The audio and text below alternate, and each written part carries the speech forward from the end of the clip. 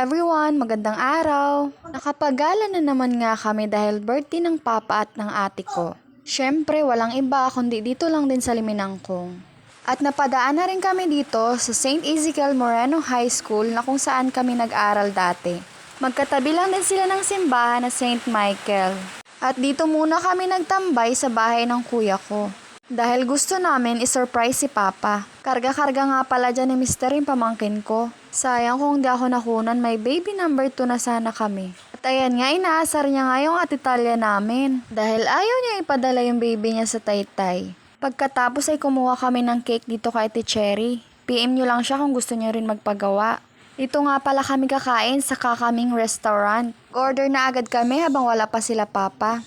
O diba, kanya-kanyang posisyon at isip kung anong o-orderin. Ito nga pala ang kanilang menu, pili ka lang kung anong gusto mo. At ayan, sakto naman pagdating namin kami lang ang tao. Grabe, ang ganda ng view dito. Kaya kung hindi ka pa nakakapunta dito, try mo na din. Bukod sa masarap ang kanilang pagkain, ay talagang sulit pati ang view. Lalo na kung mahilig ka mag-picture at mag-video.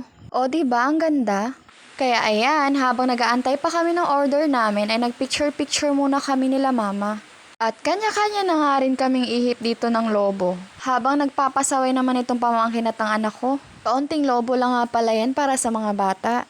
At pagkatapos, ayan, todo design, akala mo naman designer. Char lang. Syempre, konting effort lang naman para maganda rin tingnan sa picture.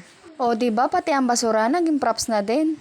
Grabe kasi ang hangin dito, lilipa rin talaga yung lobo. Yung tipong nagkakabit nga lang kami nitong lobo ay parang inaantok na kami dahil sa sarap ng simoy ng hangin. At ayan si mama, may napusuan na naman na halaman. Sabi niya hihingi daw siya bago kami umuwi. Kaso nahihiya pa ang humingi, sabi niya sa sunod na lang daw pag makabalik siya dito. At napatingin pa nga sa ibang halaman. Isa talaga yan sa hilig ng mama ko.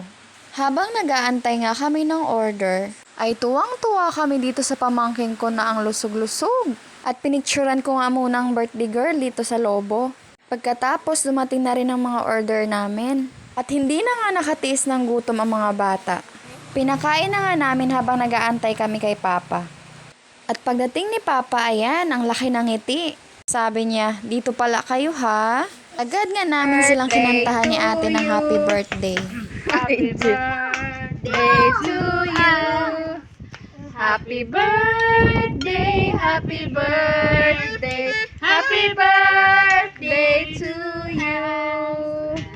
Hindi rin namin masindihan yung kandila dahil mahangin, kaya sabi ko kay mama mag-pray na agad kami.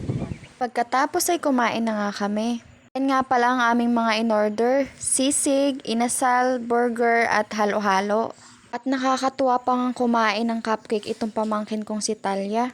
Kalat pa dito sa braso ng lola niya. Ito nga pala ang kanilang halo-halo, grabe ang sarap, malasa. Ay talagang na-enjoy ng birthday boy na si Papa. At nakahabol pa nga tong si Kuya galing sa Taytay.